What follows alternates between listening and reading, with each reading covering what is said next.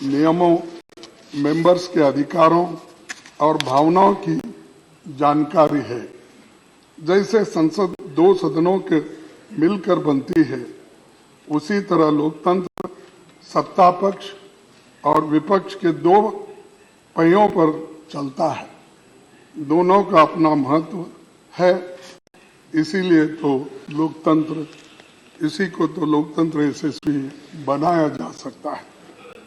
बाबा साहब ने संसद की कार्यवाही को असरदार बनाने के लिए दोनों सदनों के लिए स्वतंत्र सचिवालय के गठन की बात कही थी। पंडित जवाहरलाल नेहरू जी के प्रयासों से राज्यसभा सांसदों को पब्लिक अकाउंट्स कमेटी और कमेटी ऑन पब्लिक अंडरटेकिंग्स जैसी फाइनेंशियल समितियों की सदस्यता मिली थी। पंडित जवाहरलाल नेहरू जी ने कभी राज्यसभा के अधिकार को कम नहीं होने दिया। 1953 में बजट सत्र के दौरान उन्होंने साफ कहा था कि लोकसभा और राज्यसभा मिलकर भारत की संसद बनाते हैं। हमारे संविधान के अनुसार दोनों सदनों की अथॉरिटी के बीच मनी बिल्स को छोड़कर कोई अंतर नहीं है। आज जब मैं ये बातें कह रहा हूं तो हमें बहुत कुछ बातें याद आ रही हैं। विपक्ष के लोग संख्या बल में भले ही कम हो, लेकिन आप जानते हैं कि उनके अनुभवों और तर्कों में ताकत रहती है।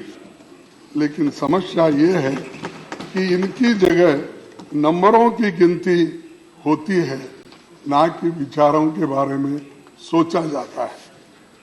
एक दूसरी दिक्कत यह भी है कि हाउस की सिटिंग्स कम होने के कारण जनता के मुद्दों पर चर्चा के लिए उचित समय नहीं मिल पाता।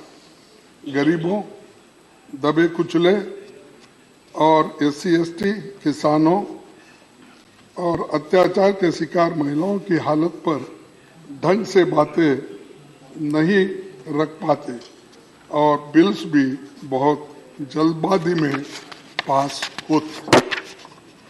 पहले जहां संसद में साल के 100 दिनों से ज्यादा चलती थी, अब 60 से 70 दिन भी नहीं चल पाती। लेकिन हमारी आबादी, अपेक्षाएं और समस्याएं बड़ी है। पिछले एक दशक का आंकड़ा देखें तो 2012 में संसद की सबसे ज्यादा 74 सिटिंग्स हुई थी।